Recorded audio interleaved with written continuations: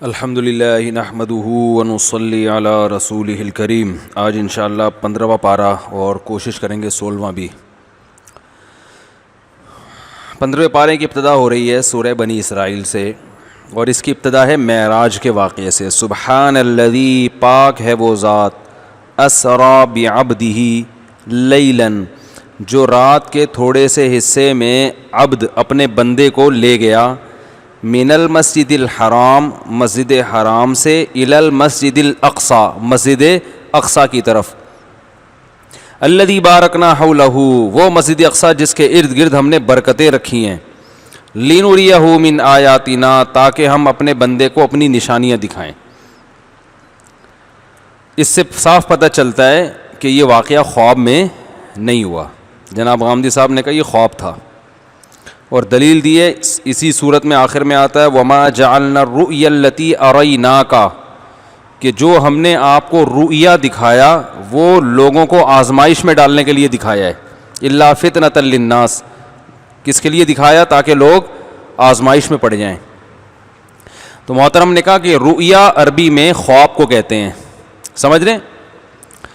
تو اس کا جواب یہ ہے، رؤیا نکلا ہے رؤیت سے، رؤیت کہتے ہیں دیکھنے کو، جیسے ہوتا ہے نا رؤیت ہلال، چاند دیکھنا ہوتا ہے نا، رؤیت ہلال کمیٹی کا آج اعلان ہوا ہے، آج تو نہیں ہوا، وعلیکم السلام۔ تو رؤیا کہتے ہیں منظر، وہ چیز جو دیکھی جائے، جس کو انگلش میں سین کہتے ہیں۔ اب اس کا اطلاق خواب پہ بھی ہوتا ہے، اور ویسے بھی کوئی سین ہو اس کو بھی رؤیا کہا جاتا ہے۔ تو خواب میں جو نظر آتا ہے وہ بھی سین ہوتا ہے نا، تو اس لیے بعض حدیثوں میں رؤیا کو خواب، یعنی خواب پر رؤیا کا اطلاق کیا گیا ہے۔ تو محترم نے وہاں سے یہ لفظ لے کے ادھر منطبق کر دیا، سمجھ رہے ہیں؟ تو یہ گڑبڑ ہوئی ہے۔ باقی یہ کہ رؤیا منظر کو کہتے ہیں، اس کی میں نے آپ کو لغوی تحقیق بتا دی، رؤیت سے نکلا ہے دیکھنے کو۔ تو ہر مرئی چیز، وہ چیز جس کو دیکھا جائے، منظر، سین، یعنی کوئی بھی منفرد سی چیز جس کو آپ دیکھیں نا، اس کو رؤیا کہتے ہیں عربی میں۔ تو اس کی دلیل کے جو قرآن مجید میں جو رؤیا کا لفظ یہاں استعمال ہوا ہے، اس سے مراد خواب نہیں ہے۔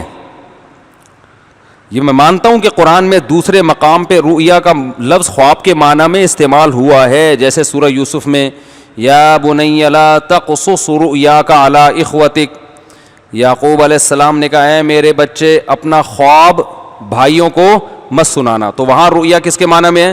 خواب کے معنی میں۔ تو محترم نے یہ سمجھا کہ ہمیشہ رؤیا کس کے معنی میں آتا ہے؟ خواب کے معنی میں۔ تو ہمیشہ نہیں، رؤیا کا اصل معنی منظر ہے۔ تو چونکہ خواب میں بھی ایک منظر دیکھا جاتا ہے، سین دیکھا جاتا ہے، تو اس کا لفظی ترجمہ ہوگا اے میرے بیٹے جو تو نے منظر دیکھا ہے وہ اپنے بھائیوں کو مت بتانا۔ تو وہی غامدی صاحب نے اس آیت میں تحریف کی ہے جو یتوفا کے لفظ میں کی ہے۔ جب قرآن مجید میں اللہ نے بتایا کہ اے عیسیٰ میں تجھے آسمان میں اٹھانے والا ہوں، اپنی طرف اٹھانے والا ہوں، تو وہاں متوفی کا لفظ آیا ہے کہ میں تجھے متوفی۔ تو محترم نے وہاں بھی کہا دیکھو متوفا کا معنی ہوتا ہے وفات، حالانکہ متوفا کا اصل معنی وفات نہیں ہے، بعض جگہ وفات کے معنی میں استعمال ہوا ہے۔ تو محترم نے ان بعض جگہوں سے وہ لفظ ادھار لے کے ادھر بھی لگا دیا، اور وہ بعض جگہیں دکھائی ہیں جہاں وفات کے معنی میں استعمال ہوا۔ قرآن میں وہ جگہیں جہاں یتوفا وفات کے معنی میں استعمال ہوئی وہ نہیں دکھائیں۔ تو یہ تحقیق اس کو بولتے ہیں۔ قرآن میں یتوفا کا لفظ جو آیا ہے نا، اللہ یتوفی الانفس حین موتہا، اللہ تمہاری موت کے وقت تمہاری روحوں کو قبض کر لیتا ہے۔ تو یہاں قبض کرنے میں معنی میں آ رہا ہے، موت کے معنی میں نہیں آ رہا۔ اگر موت کے معنی میں آتا تو قرآن کے الفاظ ہوتے اللہ یتوفی الانفس، بس اللہ تمہیں موت دے دیتا ہے۔ آگے حین موتہا، موت کے وقت، تو موت کے لفظ کا 2 دفعہ تکرار ہو جاتا نا، اگر یتوفا کا مطلب موت ہو، اس کا مطلب اللہ تمہیں موت کے وقت موت دے دیتا ہے۔ تو موت کے وقت تو موت ہی دیتا ہے، تو بتایا جا رہا ہے اللہ تمہیں موت کے وقت یتوفا وصول کر لیتا ہے۔ تو پتہ چلا یتوفا کا اصل معنی موت دینا نہیں ہے، وصول کرنا ہے، سمجھ رہے ہیں؟ اللہ یتوفی الانفس حین موتہا واللتی لم تمت فی منامہا، فرمایا جو مرتے نہیں ہیں ان کی روحوں کو بھی سوتے ہوئے میں قبض کر لیتا ہے۔ تو جو سوتے ہوئے میں روح قبض ہوتی ہے اس کو بھی یتوفا سے اللہ تعبیر کر رہے ہیں۔ تو محترم غامدی صاحب نے یہاں بھی گڑبڑ کی ہے۔ تبھی قرآن میں آتا ہے نا کہ یہود کے جو علماء تحریف کرتے تھے وہ تحریف پبلک میں اس لیے کامیاب ہوتی تھی وَمِنْهُمْ أُمِّيُّونَ لَا يَعْلَمُونَ الْكِتَابَ إِلَّا أَمَانِيًّا، اس لیے کہ ان میں بہت سے ان پڑھ لوگ تھے جو کتاب کا علم نہیں جانتے تھے مگر ظاہری الفاظ کو. امنیہ کہتے ہیں ظاہری تلاوت. تو چونکہ ظاہری الفاظ جانتے تھے وہ، تو اس سے ان کو تحریف کا راستہ یہود علماء کے لیے کھل گیا. تو جب بھی تحریف ہوتی ہے نا قرآن کے الفاظ میں ہیر پھیر کر کے ہوتی ہے. تو جو معنی جانتے ہیں قرآن کا، علماء جو گہرا علم جانتے ہیں، وہ آپ کو بتائیں گے کہ یہاں تحریف ہو رہی ہے. اور قرآن کی ایسی تفسیر کرنا کہ ساری حدیثیں اس کے خلاف جا رہی ہوں. عیسیٰ ابن مریم کے بارے میں میں نے بخاری مسلم کی حدیث پیش کی تھی کہ نبی نے فرمایا قرب قیامت میں نازل ہوں گے، اور رافعوک الیہ، اللہ نے فرمایا میں اپنی طرف اٹھا رہا ہوں، وما قتلوہ، اللہ نے قتل بھی نہیں کیا، میں اپنی طرف اٹھا رہا ہوں. یہ اتنے سارے دلائل، پھر پوری امت کا اجماعی عقیدہ. یہ پوری امت میں یہ غلط عقیدہ آیا کون سے سن میں؟ اگر یہ غلط عقیدہ ہے تو کس سن میں امت نے یہ جو ہے نا یہ عقیدہ قبول کیا ہے؟ تو اس لیے لفاظ یہ. تو یہاں معراج میں بھی غامدی صاحب نے یہ کیا، رؤیا کے لفظ میں سے مغالطہ دیا ہے کہ رؤیا عربی میں خواب کے معنی میں آتا ہے. تو قرآن کہہ رہے یہ جو آپ کو ہم نے ساتوں آسمان پہ اور یہ جو ہم بیت المقدس کی طرف لے کر گئے، اس خواب کو ہم نے لوگوں کے لیے آزمائش بنایا ہے. تو حالانکہ یہاں رؤیا خواب کے معنی میں نہیں ہے. رؤیا کا اصل معنی سین، منظر، رؤیت سے نکلا ہے. ہر وہ چیز جس کو دیکھا جائے، لیکن وہ کوئی عجیب سی چیز ہو. ہر سین کو سین تھوڑی کہا جاتا ہے، ہر دیکھی ہوئی چیز کو سین نہیں کہا جاتا. عجیب سی چیز ہوگی اس کو ہم کیا کہیں گے؟ سین. بڑا زبردست سین ہے کہتے ہیں نا لوگ. تو خواب میں بھی ایک عجیب سی چیز ہوتی ہے، تو اس کو کیا کہا جاتا ہے؟ رؤیا سے تعبیر کر دیا جاتا ہے. لیکن حقیقت میں رؤیا کا معنی خواب نہیں ہے. تو قرآن نے جو یہ کہا کہ اے نبی ہم نے آپ کو جو رؤیا دکھایا، جو منظر دکھایا، وہ لوگوں کے لیے آزمائش. تو آپ بتاؤ خواب لوگوں کے لیے آزمائش بنتا ہے؟ معراج کے واقعے کو اللہ کہہ رہے ہیں یہ لوگوں کے لیے کیا ہے؟ آزمائش ہے. کیا مطلب؟ بہت سے لوگ اس کا انکار کر دیں گے اور بہت سے اس پر ایمان لے آئیں گے. آزمائش وہ چیز بنتی ہے جو بہت عجیب ہوتی ہے. اگر یہ خواب ہوتا تو مشرکین مکہ اس کا انکار نہیں کرتے. کہتے ہیں ہو سکتا ہے بھائی، خواب میں انسان کہاں سے کہاں ہو کے آ جاتا ہے. آپ بھی ہو کے آ گئے بیت المقدس، ہم تو اس سے بھی آگے سے ہو کے آئے تھے. ابو جہل کہہ دیتا کہ آپ بیت المقدس سے ہو کر آئے ہیں خواب میں، میں تو تھوڑا سا آگے سے وزٹ کر کے آیا ہوں، کہہ دیتا نا. تو اللہ نے فرمایا ہم نے اس رؤیا کو فتنہ بنایا ہے، آزمائش، انسانوں کے لیے آزمائش بنایا ہے. آزمائش جیسے زقوم کے درخت کے بارے میں قرآن میں آتا ہے کہ ہم نے جہنم میں ایک زقوم کا درخت پیدا کیا. جب یہ بات کی نا تو مشرکین مکہ فوراً مذاق اڑانے لگے کہ درخت تو آگ میں اگ ہی نہیں سکتا، اس کی جڑیں کہاں ہیں؟ تو اللہ نے بتایا کہ ہم نے اس درخت کو لوگوں کے لیے آزمائش بنایا ہے. کیا مطلب؟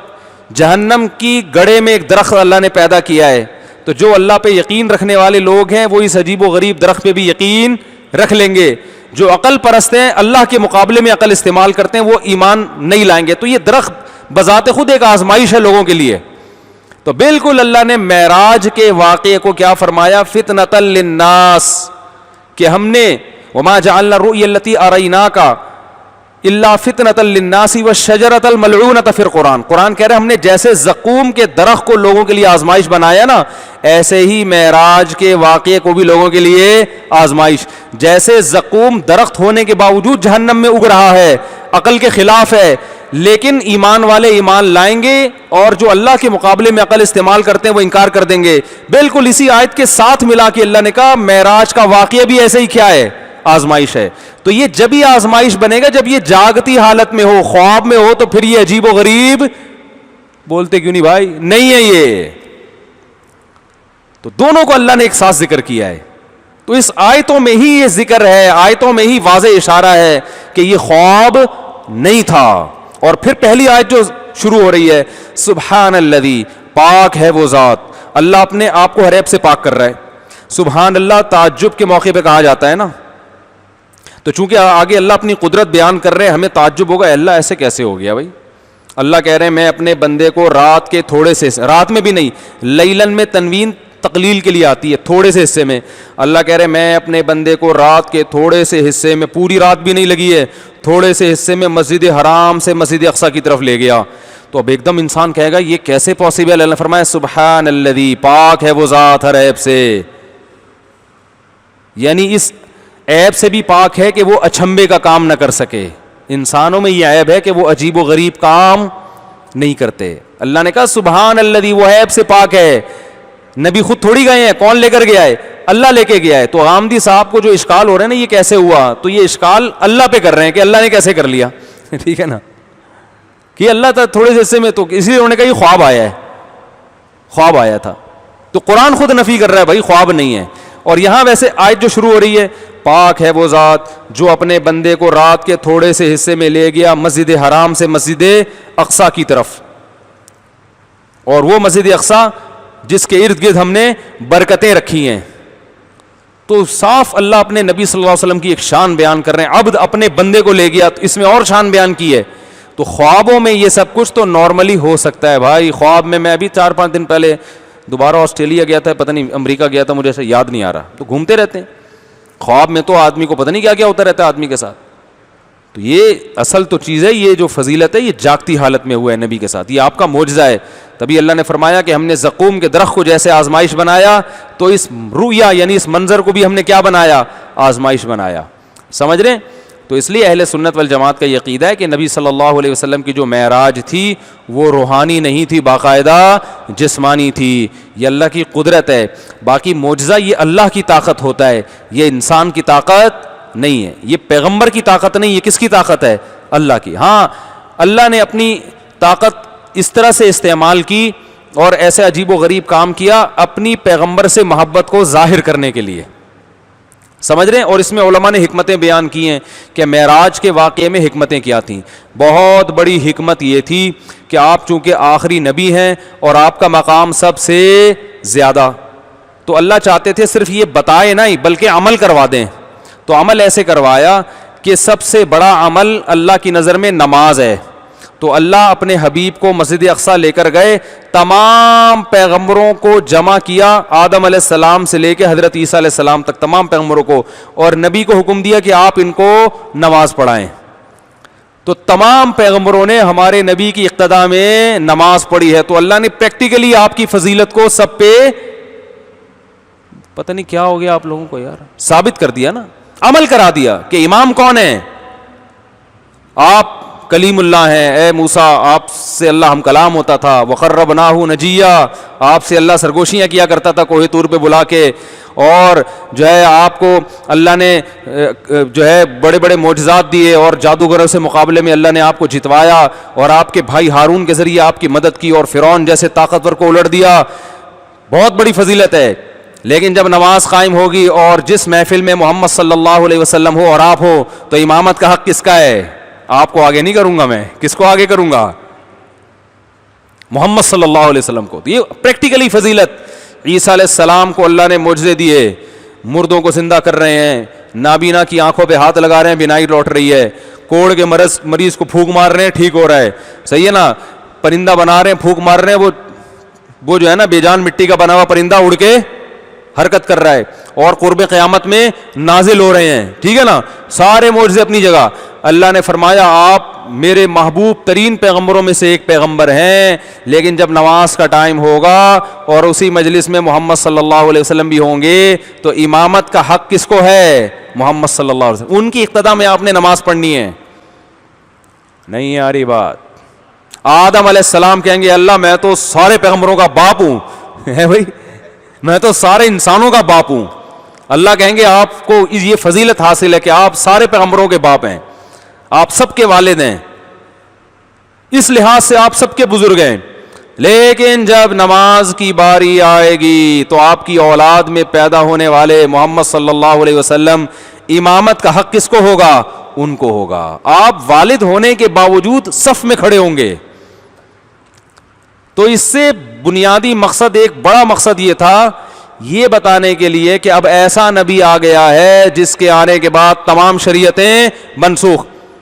اور سب سے ہاں پہلا نقطہ تو یہ کہ سب سے افضل مقام کس کا ہے؟ پیغمبر کا. زبانی بتا تو دیا تھا اللہ نے, لیکن عمل کرانا الگ چیز ہوتی ہے, بتا دینا الگ.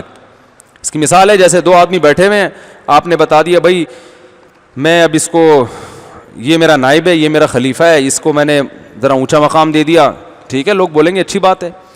لیکن ایک طریقہ یہ کہ آپ اپنی سیٹ سے اٹھتے ہیں اور جا رہے ہیں اور آپ کہہ رہے ہیں میری سیٹ پہ کون بیٹھے گا, اس کو بٹھا دیا آپ نے, اب بیٹھ جاؤ بھائی, سنبھال لو اپنا, جو تمہارا مقام اور مرتبہ ہے اس کو اب ہینڈ اوور کر دیا آپ نے اس کے. تو یہ پریکٹیکلی جب کوئی چیز کرائی جاتی ہے نا تو وہ اس فضیلت پہ اسٹیمپ لگ جاتی ہے, مہر لگ جاتی ہے. ایک حکمت یہ. دوسری حکمت یہ, ہر پیغمبر کو اللہ نے نماز کا ایک الگ طریقہ دیا ہے. آج بھی یہودی نماز پڑھتے ہیں الگ طریقے سے. تو نبی صلی اللہ علیہ وسلم کو جب نماز کے لیے کھڑا کیا گیا اور نماز کا ٹائم آیا تو جیسے امام نماز پڑھتا ہے مقتدی ویسے ہی پڑھتے ہیں کہ نہیں پڑھتے؟ کیا خیال ہے بھائی؟ تو تمام پیغمبروں کو کہا گیا کہ اب اخپل طریقے سے نماز بولو بھائی نہیں ہوگی. جو آپ کا سب کا اخپل طریقہ تھا اب وہ منسوخ. اب آپ نماز پڑھیں گے تو جیسے امام پڑھ رہا ہے, یعنی اس میں اشارہ ہے نماز کے ذریعے کہ آپ کی شریعتیں اب منسوخ, اب آپ کی نماز منسوخ ہو گئی. باقی تو حکام تو نماز سے چھوٹے ہیں. تبھی نبی نے فرمایا لو کان موسیٰ حیا لما وسعہ الا اتباعی, اگر موسیٰ کلیم اللہ بھی آج زندہ ہوں تو میری اتباع کیے بغیر, میری شریعت پہ چلے بغیر ان کی نجات بھی نہیں ہو سکتی. تو نماز پڑھانے کا یہ مقصد بھی تھا. علماء نے یہاں ٹیکنیکل پوائنٹ کی بات کی ہے, اختلافی مسئلہ ہے لیکن ایسی دلچسپ ہے. علماء نے کہا دیکھو سورہ فاتحہ تو صرف محمد صلی اللہ علیہ وسلم پہ نازل ہوئی ہے. قرآن میں آتا ہے وَلَقَدْ آتَيْنَاكَ سَبْعًا مِنَ الْمَثَانِي, ہم نے آپ کو فاتحہ دی ہے. اور حدیث میں آتا ہے اللہ نے, حدیث کا مفہوم ہے کہ اللہ نے مجھے ایک ایسی سورت دی جو پہلے کسی امت کو نہیں دی, اس میں سورہ فاتحہ بھی ہے جو کسی پیغمبر پہ نازل نہیں ہوئی. تو جب باقی پیغمبروں پہ نازل نہیں ہوئی تو نبی نے جب فاتحہ پڑھی ہوگی تو انہوں نے پڑھی ہوگی پیچھے ہے بھائی, وہ تو خاموشی سے سنی ہوگی نا, تو ان کی نماز ہوئی کہ نہیں ہوئی؟ بولو بھائی. اس کا مطلب ہے کہ امام کے پیچھے خاموشی سے بھی نماز ہو جاتی ہے. ایسی ٹیکنیکل پوائنٹ ہے, اصل دلائل یہ نہیں ہے. لوگ اس کو کلپ بنا دیں کہ مصعب نے فاتحہ پہ دلیل دی ہے, یہ ویسی ایک ٹیکنیکل علمی نقطوں کی باتیں ہوتی ہے, پوائنٹ کی باتیں ہوتی, ورنہ قرات خلف الامام کے دلائل وہ ہیں جو میں نے پہلے دیے تھے, 2 دن پہلے بیان نہیں دیے تھے. لیکن ایک ٹیکنیکل پوائنٹ ہے کہ بھائی نبی صلی اللہ علیہ وسلم نے فاتحہ پڑھی, باقی تو سب خاموش کھڑے, ان کو تو فاتحہ تھوڑی آتی تھی, تو وہ خاموش تھے. اس کا مطلب صحیح حدیث میں آتا ہے من کان لہ امام فقراءۃ الامام لہ قراءۃ. ناصر البانی رحمہ اللہ نے اس حدیث کو صحیح قرار دیا ہے کہ جس شخص کا کوئی امام ہو تو امام کی قراءت مقتدی کے لیے کافی ہے. یہ حدیث. دوسری طرف بھی حدیثیں ہیں, دونوں دلائل کا تجزیہ میں کسی اور بیان میں کر چکا ہوں. لوگوں کے ایک دم نا وہ آنا شروع ہو جاتے ہیں, یہ والی بھی تو ہے, یہ والی بھی تو ہے, نیچے کمنٹس میں آنا شروع ہو جائیں گے. تو میں پورا بتا رہا ہوں, وہ اس پر میں تفصیلی بیان ریکارڈ کرا چکا ہوں, وہ دیکھ لیں. اس میں آپ کی والی کی بھی ہم نے بحث کی ہے. اچھا بھائی, تو معراج جسمانی حالت میں ہوئی ہے, تو یہ دوسری حکمت اور مصلحت تھی. سمجھتا ہے کہ نہیں سمجھتا ہے بات. اور تیسری حکمت تھی اپنا قرب, کہ اللہ تعالیٰ نے 7ویں آسمان سے بھی اوپر آپ صلی اللہ علیہ وسلم کو لے کر گئے, اور پھر اللہ کی زیارت ہوئی نہیں ہوئی اس بارے میں دونوں روایتیں ہیں. دونوں علماء بڑے بڑے ہیں, جو میرے رجحان ہے دونوں طرف کے دلائل کو سامنے رکھ کر, زیارت ثابت نہیں ہے براہ راست. دونوں طرف کے دلائل ہیں, اس میں کوئی ایمان اور کفر کا مسئلہ نہیں ہے. تو اس میں نہ کوئی گستاخی کا مسئلہ ہے کہ اگر کوئی یہ کہتا ہے اللہ ہمارے نبی نے اللہ کی زیارت کی یا نہیں کی, تو زیارت کرنا کسی صحیح حدیث سے ثابت نہیں ہے. تو اگر کوئی یہ کہتا ہے تو یہ گستاخ رسول کا فتویٰ اس پہ نہیں لگانا چاہیے, اور نہ کچھ اور فتویٰ لگانا چاہیے. اگر آپ کی رائے ہے کہ کی ہے تو ٹھیک ہے, باقی یہ اگر میں اس پہ ابھی دلائل پہ بات کرنے آ گیا تو ہمارا موضوع بالکل ہی رہ جائے گا. تو بہرحال دونوں رائے ہیں. پھر وہاں موسیٰ علیہ السلام سے ملاقات ہوئی, پیغمبروں سے آپ کی ملاقات کروائی گئی, ٹھیک ہے نا, کیونکہ تمام پیغمبر ایک ہی راستے پہ چلتے ہیں. تو اللہ تعالیٰ نے پیغمبروں سے ملاقات کروائی نبی صلی اللہ علیہ وسلم کی, کیونکہ پیغمبر سب بھائی ہیں, ان کا رشتہ ہے نبوت کا. تو اللہ چاہتے تھے اس دنیا میں بھی آپ کی سب سے ملاقات ہو جائے, ٹھیک ہے نا. اور پھر جو ہے ساتوں آسمانوں کی سیر کرائی گئی آپ کو, اس میں جنت دکھائی گئی, آپ صلی اللہ علیہ وسلم کو جہنم دکھائی گئی. تو آپ نے فرمایا کہ میں نے جہنم سے زیادہ خطرناک منظر کوئی نہیں دیکھا اور جنت سے زیادہ خوبصورت منظر. اور آپ نے وہاں آگ دیکھی جس میں ننگے مرد اور ننگی عورتوں کو جلایا جا رہا تھا. کچھ چیزیں ایسی تھیں جو وہاں آپ کو دکھائی گئیں, لیکن فیوچر کی چیزیں آپ صلی اللہ علیہ وسلم کو ماضی میں لا کے دکھائی گئی ہیں. یہ سب بعض لوگ کہتے ہیں دیکھو ابھی جہنم میں تو لوگ گئے نہیں ہیں تو آپ کو دکھا کیسے دیے گئے. تو اس سے بھی بعض لوگ مغالطہ کرتے ہیں کہ یہ خواب تھا. بھائی نبی صلی اللہ علیہ وسلم کو جاگتی حالت میں اللہ اوپر لے کر گئے ہیں تو اللہ تعالیٰ نے کچھ چیزیں آپ پر منکشف کی ہیں. جیسے ویسے بھی انسان جاگتی حالت میں کچھ چیزیں منکشف ہو جاتی ہیں نا اللہ کی طرف سے, تو ایسے ہی اللہ نے کچھ مستقبل کی چیزیں آپ پر منکشف کی. تو لوگوں کو جلتے ہوئے دیکھا, آپ نے جبریل سے پوچھا یہ کون لوگ ہیں جو ننگے مرد اور ننگی عورتیں جل رہی ہیں؟ آپ نے فرمایا یہ آپ کی امت کے زنا کرنے والے. تو اللہ نے جو لڑکا جو لڑکی دونوں زنا کرنے والوں کو برہنہ آگ میں ڈالیں گے, اسی کے ساتھ جلائیں گے کہ تم نے دنیا میں حرام مزے تو اڑائے ہیں, اب آگ میں بھی اکٹھے جلو گے. اور اسی میں آتا ہے کہ آپ صلی اللہ علیہ وسلم نے دیکھا کہ کچھ لوگ صاف ستھرا گوشت رکھا ہوا ہے خوشبودار, وہ چھوڑ کے کیڑے پڑے ہوئے بدبودار گوشت کھا رہے ہیں. یہ سزا ہے. گوشت جب سڑ جاتا ہے کتنا گندا ہوتا ہے. تو آپ نے جبریل سے پوچھا یہ کون لوگ ہیں؟ تو جبریل علیہ السلام نے فرمایا یہ آپ کی امت کے وہ شادی شدہ لوگ ہیں جو حلال بیوی کو چھوڑ کر زنا کی طرف جاتے, حرام عورت کی طرف جاتے تھے. تو شادی شدہ آدمی کے لیے زنا کرنا تو بھائی اور بھی زیادہ برا ہے. سمجھ رہے ہیں کہ نہیں سمجھ رہے؟ تو یہ اللہ تعالیٰ نے اپنے بندوں کو, اپنے حبیب صلی اللہ علیہ وسلم کو نشانیاں دکھانی تھیں.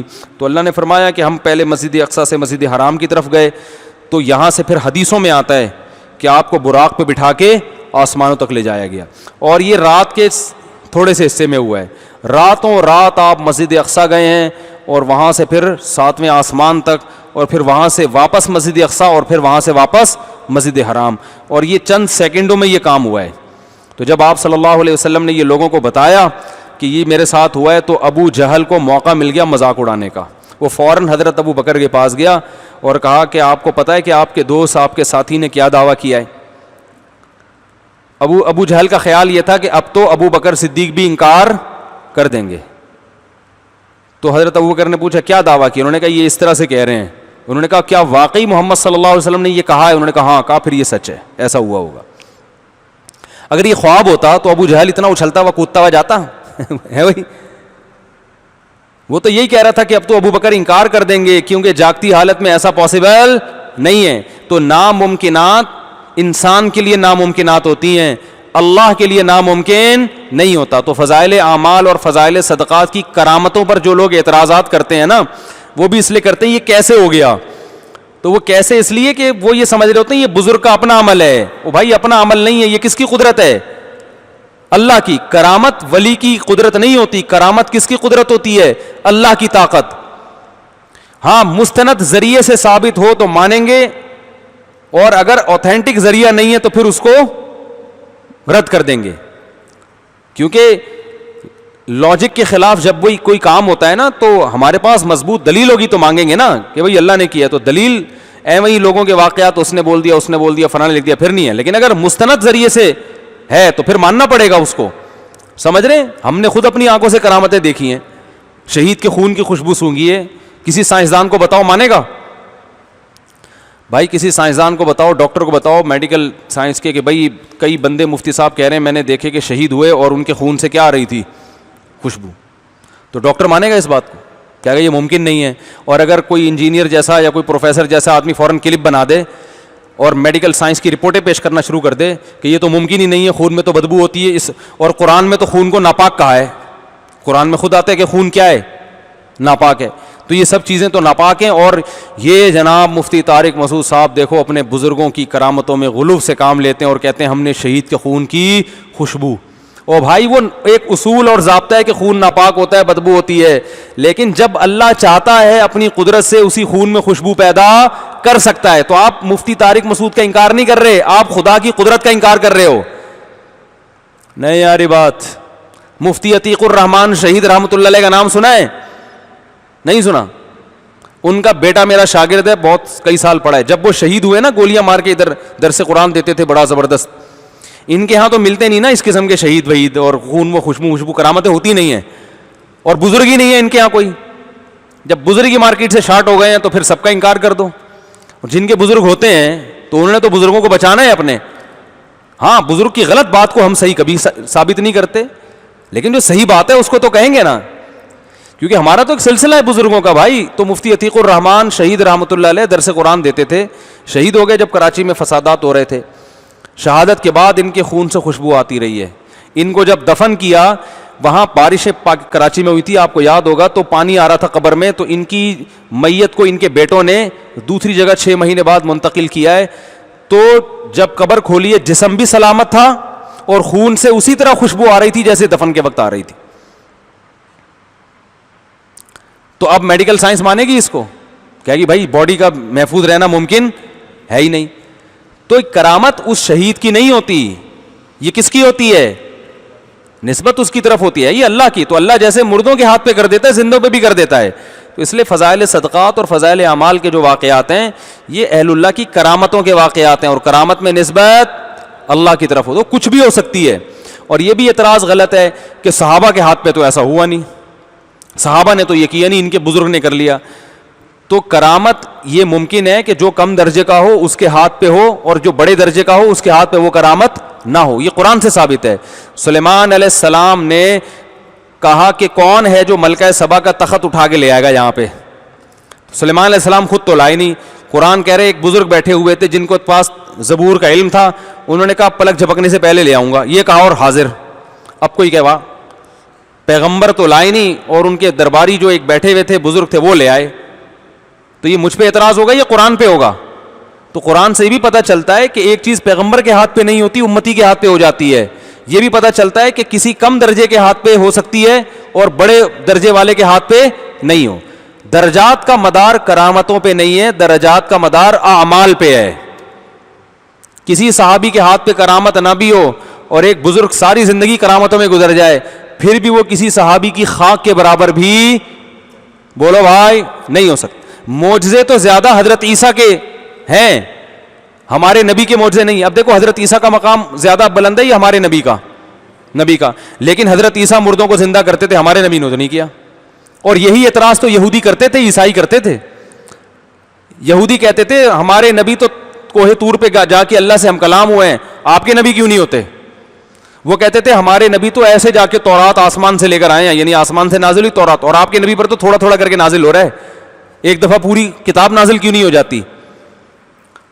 تو وہی اعتراضات جو کرتے تھے آج یہی لوگ علم کی کمی کی وجہ سے فضائل صدقات اور فضائل اعمال پہ اعتراضات کر رہے ہیں. ہاں اگر فضائل صدقات میں کوئی واقعہ ایسا ہے جو مستند نہیں ہے, ایسی کتاب سے نقل کیا گیا ہے کہ جو کتاب خود اوتھینٹک نہیں ہے, تو پھر آپ یہ اعتراض کر سکتے ہیں کہ یہ واقعہ مستند نہیں ہے, من گھڑت ہے. تو اس کی سند پہ بحث کریں, پھر آپ اس واقعے کا مذاق نہ اڑائیں کہ یہ دیکھو ہاں یہ واقعہ, یہ دیکھو یہ کیسے ہو گیا, یہ تو ہو ہی نہیں سکتا. ہو تو بہت کچھ سکتا ہے ماموں. صحیح ہے نا. ایک آدمی آیا تھا میرے پاس, ایسے یہ نہیں ہو سکتا. میں نے کہا ماموں نہیں بناؤ, ماموں نہیں بناؤ پبلک کو. میں نے کہا ماموں بہت کچھ ہو سکتا ہے. میں جب پیار سے آتا ہوں نا کسی کو سمجھانے تو ماموں بولتا ہوں, اپنے بچوں کو بھی ماموں بولتا ہوں. میرا چھوٹا بچہ ہے بہت عجیب, میں کہتا بیٹا تو میرے کو ماموں بنا رہا ہے, مجھے پتا ہے. تو ان کو بھی میں ماموں بولتا ہوں کہ ہمیں ماموں بنانے سے بہتر نہیں خود ماموں بن جائے. تو ہو ماموں بہت کچھ سکتا ہے دنیا میں. ٹھیک ہے, ایک پیارا رشتہ ہے نا تو ذرا سے بات سمجھ میں آتی. تو جب بھی کوئی ایسے بیٹھتے ہیں تو ماموں دنیا میں بہت کچھ ہو سکتا ہے. یہ جو عقل پرست لوگ ہیں یہ اسی وجہ سے تو معجزوں کا بھی انکار کرتے ہیں. فرعون کی سمجھ میں نہیں آ رہا تھا لاٹھی کیسے سانپ بن گئی, تبھی کا جادو ہے, کبھی کیا کہا کبھی کیا کیا. وہ بتا رہے سمجھا کے تھک گئے, جادوگروں نے بول دیا بھائی جادو نہیں ہے. فرعون نے کہا ساڑی عقل لچ نہیں آندا. تو آج کل یہ جو توحید پرست بنے ہوئے ہیں نا, یہ بھی یہ کہتے ہیں فضائل صدقہ کی کہ بزرگوں میں ایسی کرامتیں کہاں سے ہو گئیں, ساڑی عقل لچ نہیں آتا. اس لیے نہیں آندا کہ تم نے کبھی کوئی بزرگ مارکیٹ میں دیکھا ہی نہیں ہے. ٹھیک ہے نا. میں تو اور بھی کرامتیں جانتا ہوں, میں ممبر پہ بیان نہیں کرتا کہ خامخواہ میں اپنے شیخ و مرشد کی کرامت بیان کروں جو آپ حیران ہو جائیں گے, جن سے میں بیعت تھا, جو تہجد میں 10 پارے تلاوت کرتے تھے, لیکن میں نے پوری زندگی ممبر پہ بیٹھ کے ان کی کرامت کو بیان نہیں کیا. اس لیے کہ چھوڑو لوگوں کی مینٹل اپروچ سے اوپر کی باتیں, سیدھا سیدھا قرآن و سنت کی باتیں کرو, کیا ضرورت ہے. تو ہم نے تو اور بھی ان کی چیزیں دیکھی ہیں, سمجھنے کے نہیں سمجھ رہے, تو ان کے یہاں بزرگ ہی نہیں ہے تو, اور خود ایسے اعمال نہیں ہے کہ کرامتیں صادر ہونا شروع ہو جائیں. تو اس لیے پھر جن کی ساتھ ہوتی ہے ان کا مذاق اڑاتے ہیں, کبھی فضائل اعمال کا, کبھی فضائل صدقات کا. تو اس لیے فضائل صدقات میں اگر کوئی مستند نہیں ہے اس پر, اور اگر پھر مذاق اڑانا بھی ہے تو فضائل صدقات میں جس کتاب سے وہ واقعہ لیا گیا ہے نا, اس کتاب کے مؤلف کا مذاق اڑاؤ. عموماً اس کتاب کے مؤلف کوئی بہت بڑے محدث ہوتے ہیں جن کا مذاق اڑانے کی کوئی جرت کر نہیں سکتا, تو لہذا ان کا نہیں اڑائیں گے کس کا؟ فضائل اعمال کا, شیخ الحدیث مولانا زکریا رحمۃ اللہ علیہ کا, کیونکہ ان کو ماننے والے پاکستان میں بہت ہیں, تو ان کو اس لیے مذاق اڑائیں گے کہ ان پر اعتماد ختم ہو اور لوگوں کا آپ پر اعتماد بحال ہو. تو یہ اپنی چورن بیچنے کے لیے دوسروں کو چورن کھلایا جا رہا ہے, سمجھ رہے ہیں نا, اپنی پھکی بیچنے کے لیے دوسروں کو کی پھکیوں بند کرائی جا رہی ہیں. یہ کہتے ہیں نا ہم دوسروں کی دکانیں بند کر رہے ہیں, تو اصل مقصد دکانیں بند کرنا نہیں, اپنی دکان کھولنا ہے. تو اگر فضائل اعمال کی کسی کرامت پر آپ کو اعتراض ہے تو جس کتاب سے انہوں نے لی ہے وہاں اس کے خلاف کلپ بناؤ. جیسے میں نے کہا تھا نا وہ عرش کی مٹی افضل ہے یا قبر کی مٹی افضل ہے, اس پہ میں نے سوال کیا تھا, وہ بھی گھما دیا تھا. وہ سوال یہ کیا تھا کہ علامہ ابن عبد البر جو بہت بڑے فقیہ اور بہت بڑے محدث ہیں, جو سب کے نزدیک قابل احترام ہیں, دیوبندی, بریلوی, اہل حدیث, حنفی, شافعی, مالکی, سب کے نزدیک, انہوں نے لکھا ہے کہ اس پر امت کا اجماع ہے کہ نبی کی قبر کی مٹی عرش سے افضل ہے. قطع نظر اس سے کہ صحیح عقیدہ کیا ہے, غلط عقیدہ کیا, لیکن انہوں نے لکھا ہے کہ اس پر امت کا کیا ہے, اجماع ہے. ان کے خلاف کلپ کیوں نہیں بنا رہے آپ؟ ہے بھائی, اور یہی کسی دیوبندی عالم نے لکھ دیا تو فوراً کلپ آ گیا. اس کا مطلب کیا ہوا کہ آپ کو ایک خاص مسلک سے بیر ہے, آپ کا مقصد حق پرستی نہیں ہے, کیونکہ جس مسلک سے بیر ہے اس کے خلاف بنا رہے, جہاں سے لیا گیا ہے ان کے خلاف نہیں بنا رہے. ایک آدمی چرس بانٹ رہا ہے یہاں بیٹھ کے, آپ کو پتا ہے کہ وہ ٹرک کھڑا ہوا ہے, اصل تو وہ بانٹ رہا ہے وہاں سے, آپ اس چرسی کو پکڑ کے چترول لگا رہے ہو, کیوں بانٹ رہا ہے؟ وہ کہہ رہے ہیں مجھے تو وہ لا کے دے رہا ہے, ٹھیک ہے نا, آپ کہہ رہے ہیں وہ تو ہمارا بھائی ہے, وہ تو بہت بڑا محدث ہے, وہ تو بہت بڑے مفسر ہے, وہ تو قابل احترام ہے. اس کا مطلب آپ کو چرس سے نفرت نہیں ہے, آپ کو اس کا ذاتی کوئی پیسے ویسے اس نے لیے ہوئے آپ کے, یا اس کی وجہ سے آپ کی دکان چل نہیں پا رہی, تو اس وجہ سے آپ اس کو پیٹ رہے ہو پکڑ کے. تو آج بھی مارکیٹ میں یہی ہو رہا ہے. یہ باتیں ہم کہتے ہیں سامنے بٹھاؤ, ہم کریں گے, کوئی بٹھانے کے لیے تیار نہیں ہے. بات آ رہی ہے سمجھ میں؟ لوگ اس پہ نہیں ہمیں سامنے بٹھاتے. چلو آگے کہاں سے کہاں چلے گئے. تو اللہ نے نبی صلی اللہ علیہ وسلم کو معراج دی, جو ایک اللہ کی قدرت کی دلیل ہے, اور اس میں بہت ساری حکمتیں تھیں. تو اللہ نے یہ جو سورہ بنی اسرائیل ہے بڑی زبردست ہے, اس میں اللہ نے کچھ احکام دیے ہیں, وہ میں موٹے موٹے احکام, بہت اہم رکوع جلدی جلدی بتا دوں. فرمایا اللہ نے حکم دیا اللہ کے سوا کسی کی عبادت نہیں ہوگی, اور والدین کے ساتھ حسن سلوک ہوگا. اتنا حسن سلوک کہ اگر دونوں میں سے ایک بڑھاپے کو پہنچ جائے تو اف کرنے کی بھی اجازت نہیں ہے. یہ بہت بڑا حق ہے بھائی والدین کا, ان کو جھڑکو مت, اور ان کے لیے ہمیشہ عمدہ بات, عزت سے, ان کے دونوں سے عزت سے بات, بہت زیادہ عزت دو ان کو. قل لہما قولا کریما واخفض لہما جناح الذل من الرحمہ, اور ظاہری جسم بھی ان کے سامنے ایسا ہونا چاہیے تواضع والا, ایسے اکڑ کے نہیں کھڑے ہو سینہ تان کے. میرے پاس آتے ہیں نا ابا اور بیٹے ملنے کے لیے, تو جو بیٹا ہے وہ باپ لگ رہا ہوتا ہے, اور باپ کیا لگ رہا ہوتا ہے, بیٹا. آج کل جو سیزن چل رہا ہے مارکیٹ میں وہ یہ چل رہا ہے, باپ اڑوے آرام سے بیٹے سے بات کرے گا, بیٹا ایسے چیخنا شروع کر دے گا, ابے ابا ہم نے بولا تھا, ابا یہ کیا تھا. میں حیران ہوتا ہوں یار, یہ عجیب سا حساب کتاب ہے. وہ جو حدیث میں آتا ہے باندھی اپنے آقا کو جنے گی, یہی مطلب ہے کہ جو ماتحت ہوگا وہ باپ بنا ہوا ہوگا, جو باپ ہے وہ کیا بنا ہوا ہوگا, ماتحت بنا ہوا ہوگا. تو یہ نہیں ہونا چاہیے. جب آپ اپنے ابا کے ساتھ بیٹھیں تو بات چیت کے اسٹائل سے پتہ چل جانا چاہیے کہ ابا یہ ہیں, آپ نہیں ہو. جو خاندانی لوگ ہوتے ہیں اپنے باپ دادا کے سامنے چپ بیٹھتے ہیں, آرام سے خاموش بیٹھتے ہیں, کہتے ہیں جب ابا موجود ہیں تو وہی بات کریں گے. بھائی رشتے بھی لینے جاتے ہیں نا تو ابا ہی بات کر رہے ہوتے ہیں, بیٹا بیٹھا ہوا چپ ہوتا ہے. اس سے پتہ چل جاتا ہے یہ لوگ کیا ہیں, خاندانی. اور جہیں جو غیر خاندانی ہوتے ہیں, جب رشتہ لینے جاتے ہیں ابا چپ بیٹھے ہوتے ہیں, اپنی تنخواہ خود بتا رہا ہوتا ہے بیٹھ کے. ابا چپ بیٹھے ہوتے ہیں, بتا رہا تھا میں ہوں نا, میرے ابا کو نہ دیکھیں, ان کو نہ دیکھیں. بزبان حال یہ کہنا چاہ رہا ہوتا ہے میں خیال کروں گا, ٹھیک ہے نا, ان کو نہ دیکھیں. تو یہ بزبان حال یہ سب چیزیں ہو رہی ہوتی ہیں. خاندانی لوگ ہوتے ہیں وہ ابا کو لے کے جاتے ہیں, اور اگر دادا ہیں تو دادا کو لے کے جاتے ہیں, اور دادا کی موجودگی میں ابا بھی خاموش اور آپ بھی خاموش. ہم نے ایسے بھی خاندانی لوگ دیکھے ہیں کہ دادا بیٹھے ہوئے ہیں تو بھائی باپ بھی خاموش ہے, بیٹا بھی خاموش ہے, گھر کے خاندان کے بڑے ہی ہیں تو جو بات ہوگی یہ کریں گے. سمجھ رہے ہیں؟ تو یہ انسان کے خاندانی ہونے کی علامت ہوتی ہے. تو خاندانی بنے خاندانی. اچھا بھائی وقضا اما یبلغن فلا تقل لهما اف ولا تنهرهما. اسی طرح خاندانی جوڑا جو ہے نا گھر میں, اس میں شوہر جب بات کر رہا ہوتا ہے نا کسی, تو بیوی خاموش ہوتی ہے. جب بیٹی کے لیے رشتہ آتا ہے تو بیگم صاحبہ سے کوئی کہے کہ بھائی آپ کی بچی کے لیے میں اپنے بیٹے سے شادی کرنا چاہتی ہوں, تو خاندانی عورت کہتی ہے میں اپنے میاں سے پوچھ کے بتاؤں گی. آئی بات سمجھ میں؟ پھر وہ بتاتے ہیں دیکھیں بہت اچھا ہے ہمارا بیٹا, اتنا زبردست, اتنا کماتا ہے, اور ایسی اچھی گورنمنٹ کی جاب ہے, لہذا بغیر کچھ کیے اتنا کما لیتا ہے, ماشاءاللہ بہت زبردست ہے, ٹائم سارا آپ کی بیٹی کو ہی دے گا. یعنی مقصد یہی ہوتا ہے نا کہ سارا ٹائم کس کو دے گا؟ آپ کی بچی کو ہی دے گا. تو آفس کو تو ٹائم, بلکہ سونے کا ٹائم وہاں ہوگا, یہاں جاگنے کا ٹائم ہوگا, سارا ٹائم آپ کا.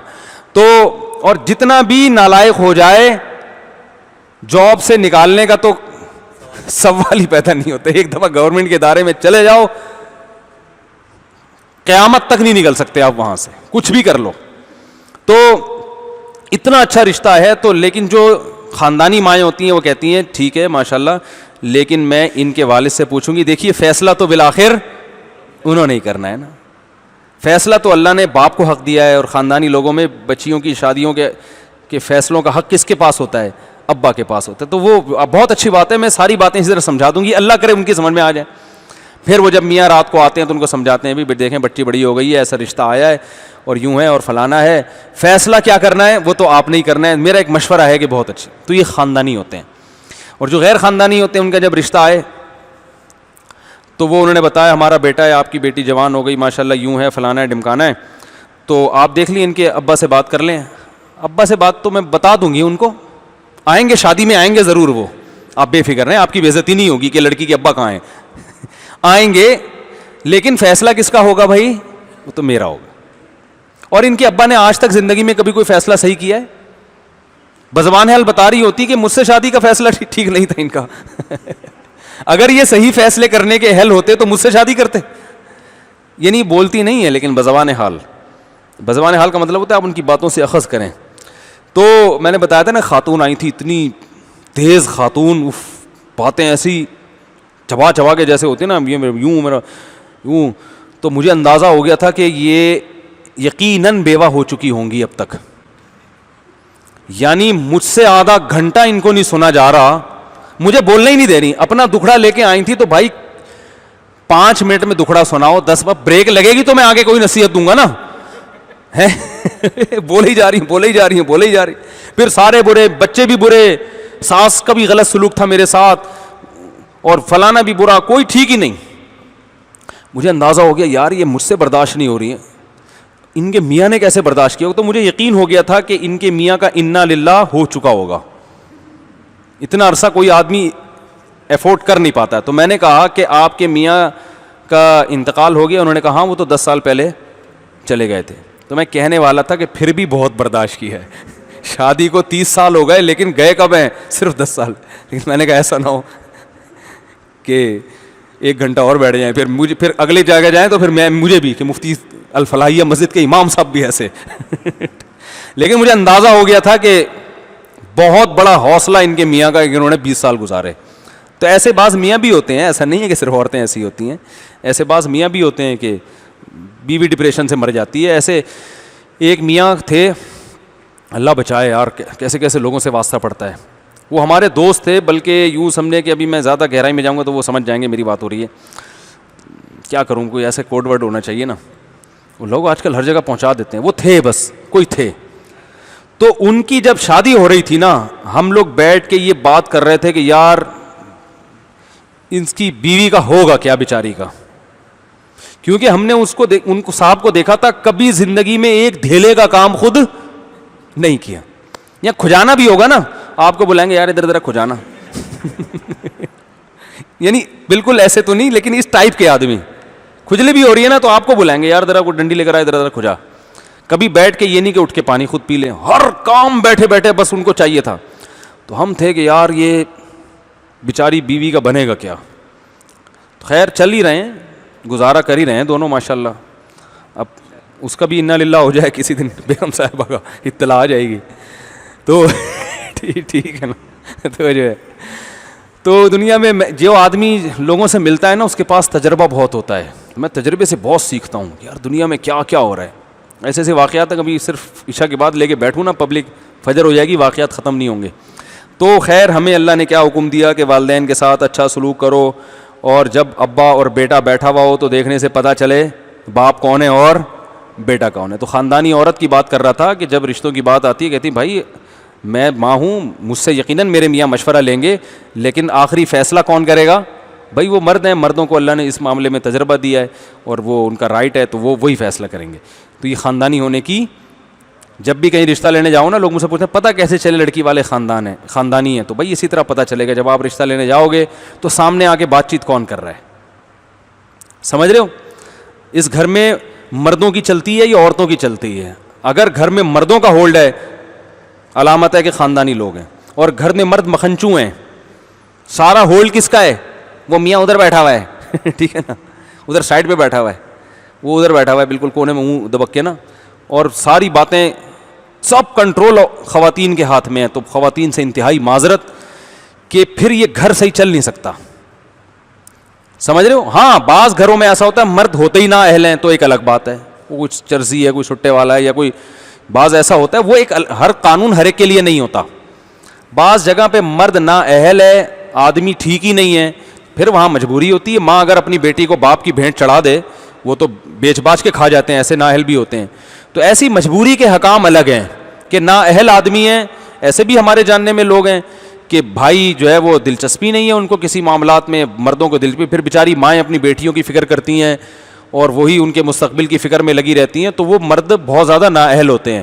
تو وہ ایک الگ کیس ہے. لیکن نارملی جہاں اس طرح کی کیس نہ ہو تو وہاں جو ہے نا جس گھر میں مردوں کا ہولڈ ہوتا ہے وہ خاندان صحیح چلتے ہیں. اور اگر عورت کا ہولڈ ہو جائے تو نبی نے فرمایا لن یفلح قوم ولوا اہم امورہم الی المرأة, وہ قوم کبھی کامیاب نہیں ہو سکتی جو اہم معاملات عورت کے سپرد کر دے, کبھی کامیاب نہیں ہو سکتی. تو ہمیں حکم ہے کہ گھر کی عورتوں سے محبت کریں, ان کو عزت دیں, ان کے نان نفقے کا خیال کریں, ان کے آرام کا خیال کریں, ان سے ان کے بوجھ سے زیادہ کام نہ لیں, لیکن ان کو باپ بنانے کی اجازت معذرت کے ساتھ بولو بھائی نہیں ہے. بس یہ کہنے کا مقصد, باپ نہ بناؤ. مرد کو اللہ نے سپیریئر بنایا ہے, ہولڈ کس کا ہے؟ مرد کا ہے. اس پہ عورتیں بہت بدکتی ہیں, کیسی باتیں کر رہے ہیں, ہمارے میاں کو خراب کر رہے ہیں. اللہ نے فرمایا یہ والدین کا حکم. کتنا ٹائم ہو گیا؟ ہو گئے 2-4 منٹ. یہ رکو تو مکمل ہونا, بہت امپورٹنٹ رکو ہے بھائی. تو اللہ نے فرمایا کہ ابا اماں کے ساتھ اچھا سلوک کرو, پھر اگر کبھی کوتاہی ہو جائے تو اللہ تعالیٰ توبہ قبول کرنے والا ہے. کیونکہ ماں باپ کے ساتھ رہتے ہیں تو کچھ نہ کچھ اونچ نیچ ہو جاتی ہے, تو ہو جائے تو مایوس نہ ہو, توبہ استغفار کر لو اللہ تعالیٰ سے. ہمارے فرمایا کرتے تھے اگر ماں باپ کے ساتھ اونچ نیچ ہو جائے تو بہت بڑی بات اگر ہو تو والدین سے بھی معافی مانگو, اگر چھوٹی موٹی بات ہے تو والدین سے معافی مانگنے کی بھی ضرورت نہیں ہے. کیونکہ جن کے ساتھ رہتے ہیں نا ان میں اونچ نیچ ہوتی ہے, جب اونچ نیچ ہوتی ہے تو ہر دفعہ سوری نہیں کیا جاتا. کیا ہو گیا بھائی؟